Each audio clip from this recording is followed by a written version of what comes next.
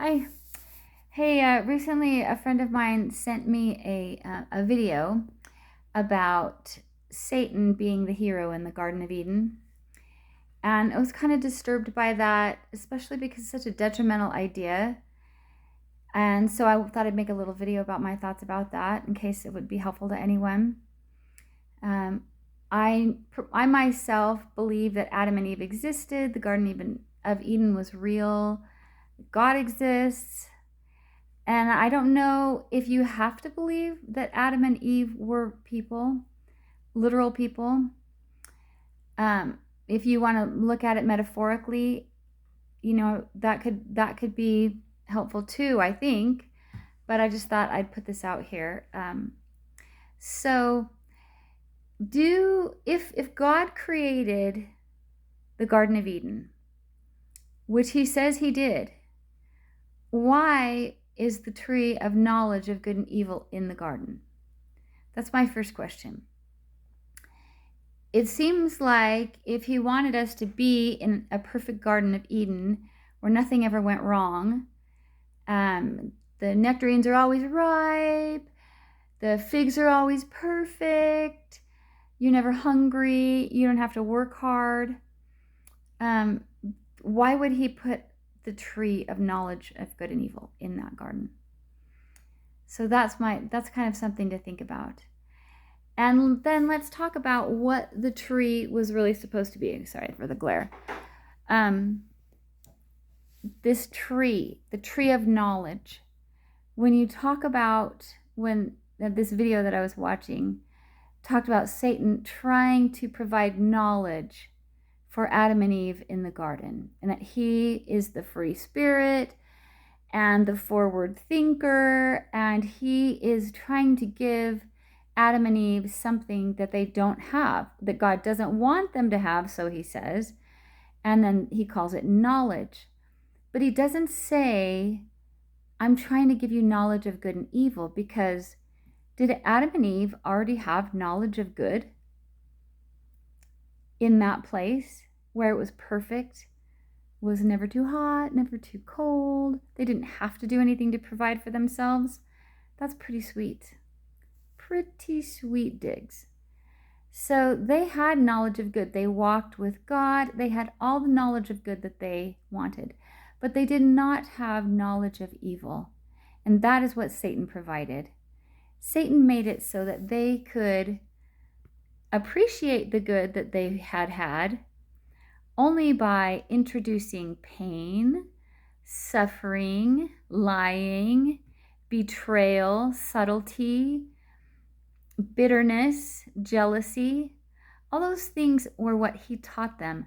That was the knowledge that Satan provided. He taught them evil. And when that happened, God didn't come down and curse Adam or Eve. He came down and he cursed Satan in this story. He says to Adam, you are going to have to work now. Sorry, you're going to have to sweat your face off to earn your bread. It's going to be tough. There's going to be thorns, thistles. There's going to be a lot of work to do. And I'm doing that for your sake, because you're going to need that. Because if you just sit around like the Garden of Eden, you're not going to grow. Okay? To Eve, he says, I'm going to multiply your sorrow in conception. Now, Eve had never had a child, and no one else had ever had a child that she'd ever seen. And if you were to become pregnant, I became pregnant once, first time. I did not know what to expect, except that people around me had been pregnant and delivered babies before. And so I had lots of experience, lots of TV shows, lots of stories around the kitchen table about deliveries. And I knew it wasn't going to be easy, but Eve didn't know that. So the Lord comes down and he says, Eve, this is going to be tough. You're going to have a hard time, and you're going to need your husband, because babies are hard. They're awesome. Happiness is being a Gigi. Didn't wear that on purpose, but babies are awesome. But it's hard. It's hard. It's really hard. It's like investing in something that you're having to scrape your money to get this investment, but children are a great investment of your life. So anyway, Eve had to know that it was going to be difficult. And so that God told her. But then he goes to Satan. He says, you're going to be cursed above all the beasts of the field. He says, and that I think is important. It's important to know that Satan was cursed, not Adam or Eve. They had consequences to deal with. But that tree was in the Garden of Eden for a reason. It wasn't there for the fact that Adam and Eve ate of the fruit, that was not unknown to God. He expected that. He knew it would happen. So you kind of get this question, right? Like, why didn't Adam and Eve have children when they were in the Garden of Eden? Who knows how long they were there? They were there long enough that God had taught them to sew. We know that. Somehow they had a needle, and somehow they had thread, and they were able to make an apron. And it said they sewed the leaves together. They had been learning things while they were there. Who knows how long they were there walking with God in the garden and living and learning how to be a human on the earth. I mean, we have that when we bear a child. We bring them into a family. They live there, and we teach them until they're old enough to leave and old enough to go on their own. And apparently, at some point in time, Eve was fooled by Satan into tasting the fruit. And why did she do that? Why did she taste the fruit? She tasted the fruit because Satan said to her, you will be just like God. You'll have knowledge.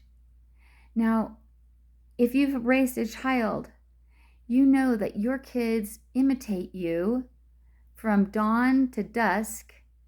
That's how they learn to be like you. That's their goal. They want to be big like daddy. You know, they want to be big. They want to be able to do stuff like mommy. They want to know how to drive.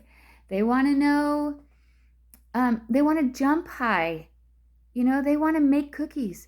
They want to do all the stuff that you do because you're basically a model of God for them. You love them unconditionally. And you teach them everything that you can. You make their lives as great and as peaceful and as safe as you possibly can. That's a good parent. And then they grow up and they leave. So I don't know how long Adam and Eve were in the garden before Eve ate the fruit. But she does say, Satan tricked me. He told me I wouldn't die. And I know you said I was going to die, but he said I could be like you. He said I could understand things like you do. I want to be like you, God. She didn't eat the fruit because she was vain or proud. She ate the fruit because she wanted to be like God. And Adam ate the fruit because they still had a commandment. They still had a commandment to be together and to multiply and replenish the earth. And Adam realized if Eve left the garden, not only would he be alone, but he would not be able to fulfill that second commandment. And I feel like Adam was rock on husband because he was like, okay, you're going to be out there in the cold. You're going to be out there hungry. I'm going to go with you. I'm going to take care of you. I'm going to do what God told me to do. And I'm going to cleave to you. Not to his father and mother, which he didn't actually have besides God. But he was willing to stick with Eve for noble reasons. So when I think about Adam and Eve, I don't think of them eating the fruit as plan B. I think God knew what they were going to do. I think he knew it from the beginning. I think he gave them a commandment they couldn't fulfill until they were mature enough to fulfill it. I think that they needed to have knowledge of good and evil to be able to raise children, to teach them things, to be able to have experience. You know, this is like, what good does it do? You see this like in stories, right? Or in people's lives where a child is raised with no consequences of their choices and how difficult their life becomes because somebody else has to always solve their problems. And it can create some pretty ugly life experiences for people, even that are born in the lap of luxury. So the Lord's like, okay, when you're ready, I know that you will make this choice. And I know that Satan will fool you. Okay, because guess what? Satan was in heaven before we even came to earth. fighting. It says that Michael fought the dragon and God cast them out of heaven. And there was a third of there were stars, which are, I would think of, were evil spirits that went with Satan. And where did they go? They came to earth. They were cast down from heaven and they came to earth. And God knew this, and he's in control, and it was part of his plan. Now, when Adam and Eve get to earth, they, God's here. Satan shows up whenever he can, however he can. If it has to be in a serpent, he shows up. And who knows how long he was tempting them and trying to get them to do this. I don't know. I don't know why we assume that it happened in 10 minutes. There's just no knowledge of that, except that, I just think that sewing thing is so profound. They were learning stuff. They were learning how to steward the earth, how to take care of things, how to interact with the animals. They were learning a ton of stuff. So I just want to tell you,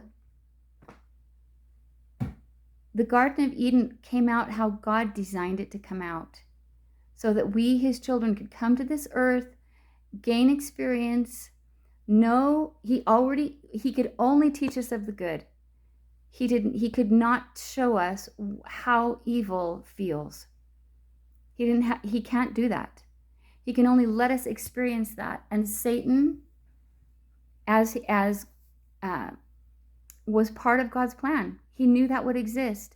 He knew there would be all these things, but it was part of his plan so that we could learn to choose the good, so that we could learn to appreciate what we have with Heavenly Father. Okay, so maybe I'll talk some more about this. I can hardly express to you how awesome God's plan was for us, and that Jesus Christ was never an afterthought, never a plan B, never. God knew that we would need help, that we would fail, that we would fall, that we would have regret, remorse, and Satan brought those things into life as soon as he possibly could, because that's who he is. He wants us to know evil. He wants us to feel evil. So if you see these little cartoons, or you hear people talking about how Satan was the one that wanted to introduce knowledge into the world, just remember what knowledge he wanted you to have. He wanted you to suffer and feel pain, because he is a miserable being, because he is cast out from goodness and happiness and God. He is miserable. He wants you to be miserable too. And anytime you feel miserable, you remember who taught you that, and who is pushing that into your life as hard as he can. And that God, through Jesus Christ, has the power to erase all misery, all sorrow, all tears. And I said that like for Jesus. Amen.